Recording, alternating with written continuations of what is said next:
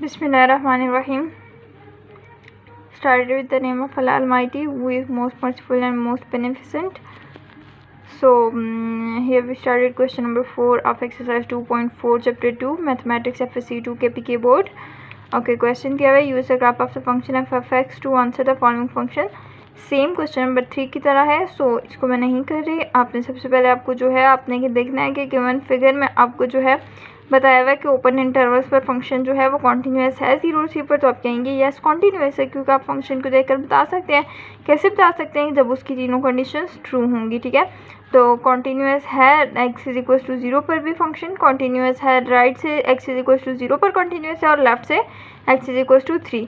तो वो आप क्या कहेंगे? Yes g of x is continuous on the closed interval 0 3. ठीक है, तो क्या है 0 3 पर वो क्लोज इंटरवल पर कॉन्टीन्यूअस है.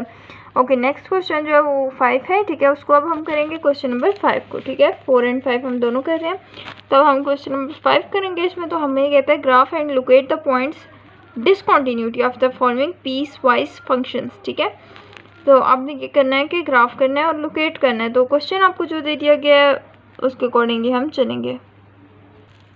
इस क्वेश्चन के 2 ही पार्ट्स हैं, लेकिन एक पार्ट मैं कर रही हूँ, दूसरे में भी अगर कन्फ्यूजन हो आप पूछ सकते हैं. देखिए 1 + x आपको दे दिया गया, अगर x क्या है 1 से कम है, खुद ही कह रहा है x 1 से कम है, यानी या तो वो 0 है या -1 -2 अप टू सो ऑन, मतलब 1 से ग्रेटर नहीं है, वो 1 से कम है, 0 से स्टार्ट और उससे लेस सारे नंबर्स आएंगे उसमें. तो मैंने क्या कह दिया, मैंने कहा कि f of x 1 + x है, अगर x लेस देन 1 है, लेस देन 1 में 0 -1 -2 -3 आते हैं. मैंने जब उन्हें पुट किया आपके क्वेश्चन में, तो यहाँ पर जब 1 + 0 होगा तो क्या आएगा 1, x को मैंने 0 पुट किया तो 1 आ गया. जब मैंने 1 + 1 -1 पुट किया तो क्या आया 1 - 1 0 आ गया. ठीक है, -1 पे -2 पे क्या आया -1 आ गया. ठीक है, और फिर उसी तरह आपके पास दूसरी कंडीशन 5 - x दे दी गई थी, जब x ग्रेटर देन या इक्वल टू 1 होगा. ठीक है, तो 5 - x थी, आपने x को किस चीज़ के इक्वल ले लिया 1 2 3 अप टू सो ऑन, यानी कि आपने इसको आगे ले लेना है, क्योंकि 1 भी हो सकता है और 1 से ग्रेटर भी हो सकता है. ठीक है, तो आपने क्या करना है, इसके अंदर वैल्यूज़ को पुट कर देना है. जब आपने इसके अंदर 1 पुट किया, अब आपने ऊपर वाली में नहीं नीचे वाली कंडीशन में पुट करना है, क्योंकि हमने नीचे वाली अप्लाई की हुई है. तो जब आप 5 - 1 करेंगे तो क्या आएगा 4, 5 - 2 करेंगे तो क्या आएगा 3, 5 - 2 करेंगे तो क्या आएगा 3 करेंगे तो क्या आएगा 2. इस तरह आप आगे कर सकते हैं. उनके अकॉर्डिंगली मैंने ग्राफ ड्रॉ किया. ठीक है, जब आपने x की वैल्यू 1 डाली तो y की वैल्यू क्या आई थी 4. ठीक है, तो यहाँ पर आ गया हमारे पास. जब मैंने 2 डाली तो y की वैल्यू क्या आई मेरे पास 3, तो वो यहाँ पर y एक्सिस क्या आ गई 3 पर. जब मैंने 2 डाली तो जब मैंने x की वैल्यू 3 डाली तो y की वैल्यू क्या आ रही है 2, तो वो मैंने क्या किया 2 पर लगा दी, यानी y एक्सिस पर क्या है 2 है, तो यहाँ पर पॉइंट आ गया.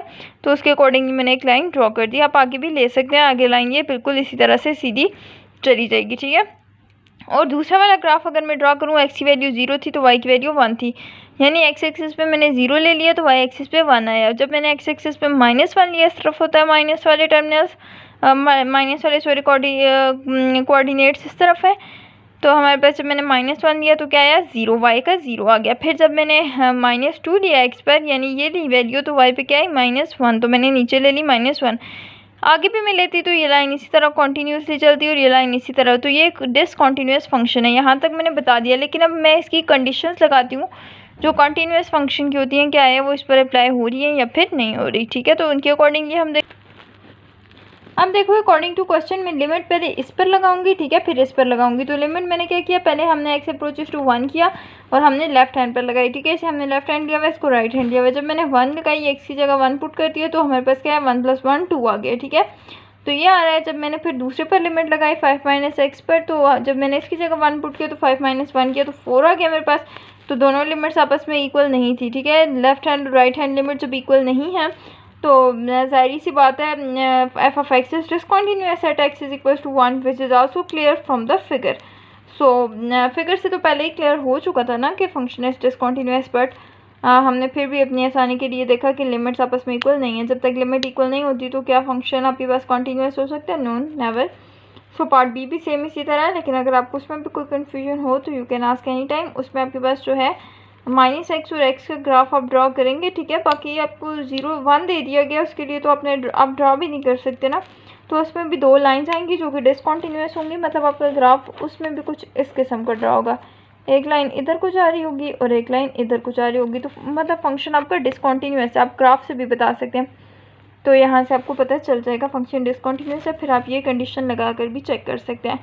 ओके इसके साथ साथ अगर किसी भी किस्म का किसी भी क्वेश्चन में किसी भी क्वेश्चन के अंदर कोई भी आपका क्वेश्चन हो तो आप पूछ सकते हैं। चैनल को लाइक करें, सब्सक्राइब करें, शेयर करें। शुक्रिया, अल्लाह हाफिज़।